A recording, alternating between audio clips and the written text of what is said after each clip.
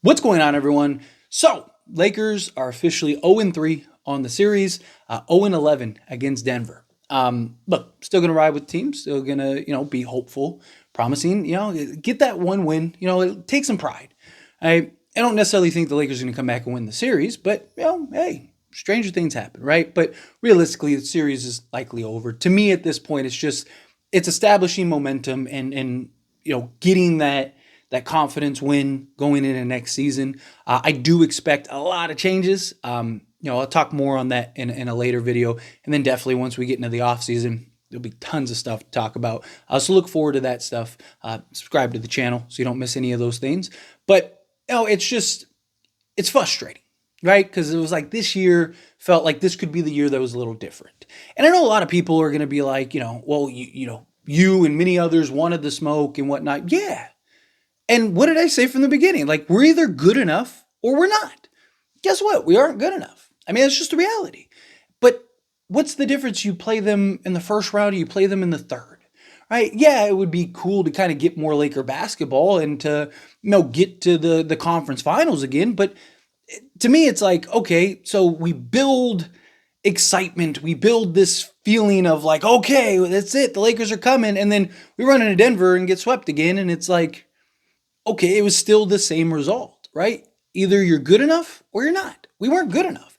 I'd rather get it out of the way and let's go kind of retool. Let's start making these adjustments in the offseason. Let's get rid of Darvin Ham. Let's do the things that we need to do to get ready for next season rather than kind of prolong the inevitable, right? If the Lakers would have won this series, then I think that they had a very good chance of winning the NBA championship. Denver just is that one team they just can't get over the hump on. And, I was hopeful and stuff. And I know people are going to say what they're going to say. Oh, you were delusional, whatever. But, I'm not going to root against my team. Right? It's still silly to me. I still stand by everything that I said because, again, I'm not going to go into this like, man, why the Lakers shouldn't even show up, man. They're not beating Denver. That's silly. Right? If you're a fan, you root for your team through the good and the bad. This is the bad. Well, then we stand by it. What did I say from the beginning? Hey, we'll talk about it. We'll go through it. Right? Series isn't over. Once the series is officially over, then, we'll have a little bit more of a dialogue and conversation and kind of start looking towards the offseason. But I still want to focus on, just bringing some good energy and some excitement to the next game, right? Let's go get that game 4. What did the Lakers do? They just pack it up and just say, we're done? Or do they go, hey, no, let's get that prideful win, right? Let's get that establishment. Let's clear this win streak for Denver so that way, maybe things change next season, right? But, a couple just keynotes. One, right? A lot of this, not all of it, a lot of this falls on Darvin Ham. Right? There was a report that the Lakers are supposedly upset with Anthony Davis for what he said. If that's true, and that's a real report, that is the silliest thing I've ever heard.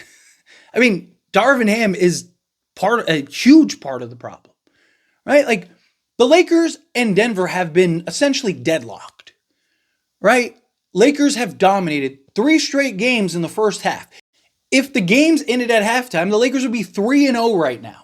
But instead, they're down 0-3 because Mike Malone and the Denver Nuggets go into the locker room and they make the adjustments and they make the changes and he rallies his team and he does the things that a coach is supposed to do. And then they come out, handle business against the Lakers, and same result every time, right?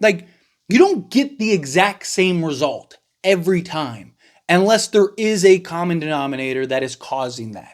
And in my opinion, that denominator is Darvin Ham. And I'm not saying that, again, everything is because of Darvin Ham. I'm not saying it's entirely just only his fault. Again, players have to play. D'Lo, absolutely atrocious, 2 out of 3 games, right? Austin Reeves and Rui Hachimura have really struggled this series. Austin Reeves was a little better in this game. I'll get Austin Reeves defensively was actually very impressive. I was actually very surprised with Austin Reeves' defense this series. But, offensively, the first 2 games, he was very passive. If we would have gotten Austin Reeves in game 3, the first 2 games, we might have actually won those games, right? Because even though he didn't shoot incredibly well, the aggressiveness and the pressure he was putting on the Denver Nuggets, I thought was very impactful and would have been even more impactful when we were up 20 and when, we're up 15 in game 1 and 2. So, but again, like you don't go into the half when you're supposed to make the halftime adjustments and one team just blows you out every second half. Right? It's just, unless there's partly the coaching, right? And it's really odd to me, right? And you got to get rid of Darvin Ham. You just got to, right? Like the question is like, who do you replace him with? And I know some people are going to say like, oh, it doesn't matter. Anybody could be better, but be surprised. Right? Like there's not like a ton of great options out there, but obviously once we get to the offseason, you never know. Lakers vacancy opens up. Maybe get a coach that's like, hey, I want to go out there, or somebody that's an assistant that could make some sense. We'll talk more on like the specific coaches and stuff like that once we get the news that Darvin Ham is fired, which we should get, once we get to the offseason. But another like thing with this is like, I know a lot of people don't necessarily want that third star. I think it's necessary, right? Like LeBron James is still incredible, right? No doubt about it. LeBron James is still incredibly impressive, but he can't put it together for 48 minutes a game, even in the playoffs, as we just seen, right? Like there's moments where he just looks exhausted. There's moments where he looks beat. I think we need to get that other star, because then now LeBron can be the third guy. And by that, I mean, like, he doesn't have, like, imagine if we got Donovan Mitchell. Again, just using him as an example, right? Say we get Donovan Mitchell in the offseason. Donovan Mitchell and Anthony Davis by themselves would make us a contender.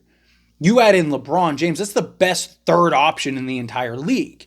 And you're going to say like, oh, well, LeBron wouldn't be a third. Yeah, but he can be, right? Because he's not, like with Donovan Mitchell and Anthony Davis, he doesn't have to be LeBron James 40 minutes a game, right? But he has to be with these pieces, with this roster, because you get these guys, like Austin Reeves has been very inconsistent all season, right? And then you got to the playoffs and it's like D'Lo, no show.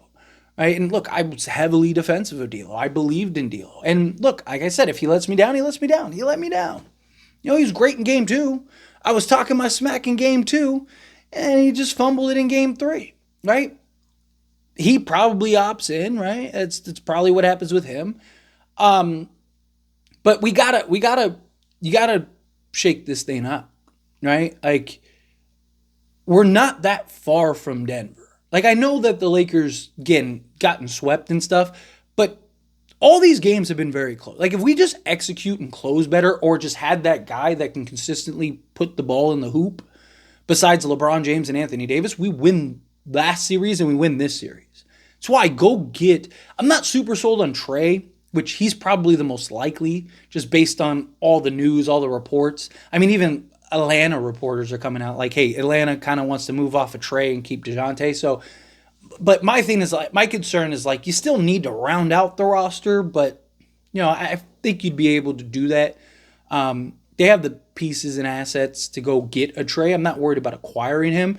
And like, in theory, he makes a lot of sense, but it's just, you got like, this team was supposed to be deep. This team was supposed to be talented. This team was supposed to have all of these, boxes that could be checked off, and none of them, when push came to shove, were all checked off. And I just think you need to go, instead of hoping that 2 role players might step up and be great, you go get that sure thing. Right? Get the sure thing that that not only helps now with LeBron, but post LeBron, and now you're in good condition, right? Like now, and then you just get the other role guys, and you're straight, right? And like, I know some people are going to look at it and go, well, Phoenix, but there's a big difference between 3 pieces that actually fit and make sense and 3 pieces that are very similar that don't, right? Like, and don't really necessarily complement each other. Like, Kevin Durant, Devin Booker, and Bradley Beal aren't the best complement, but like a Trey, a Donovan, and alongside a LeBron and AD do, right? Trey, I again have my concerns with LeBron, but nonetheless, like it's one of those things. Like there's got to be some shakeup. There's got to be some changes, right? Because D'Lo, he's not it. Austin Reeves wasn't who we needed him to be this year, right? Again, I don't think he's a bad player, but he's just not what we needed him to be, right? He's not that third guy like we were hoping, or that premier fourth guy. He's more of like a fourth guy if your third guy is like elite and consistent and great. Then it's like, okay, well now D'Lo, he just compliments in a heavy way. So I don't know. It sucks. Again, it's unfortunate, but hey, like I said, we'll talk about it. We got a lot to talk about this offseason. I am excited, looking forward to that and seeing what the Lakers do and how they shape and mold and go about the offseason. I would have preferred to beat Denver and win a championship and then get into the offseason, handle that stuff. But, it is what it is, right? What are you going to do? You just got to be better next year. It's the idea. But anyway, as always, this is a discussion. Pass a question on you. Let me know your thoughts and opinions down in the comments below. What do you think? How do you feel? Do you think there needs to be some real shakeup? There needs to be something that is done this offseason? Do you think no, just kind of like retool around the edges, just go get a center or something like that? I know a lot of people have thrown that out there. Like, no, we're good. Just go get a good center to piece it up. Now, again, I don't think we have necessarily bad pieces, but we definitely need like some key things, more than just the center, like athleticism out on the perimeter, all kinds of stuff. But like I said, we'll get into that when the time comes. Anyway, as always, this is a discussion. Pass a question on you. Let me know your thoughts and opinions down in the comments below. What do you think? How do you feel? Are you disappointed? Are you like, I kind of expected it? Love to hear it. Let me know. That being said, if you like this video, hit that like button. Helps me a lot. Helps me enjoy these types of videos, and I truly appreciate it. Not subscribe to the channel, hit that subscribe button. Turn on the bell notifications. Appreciate y'all. See you in the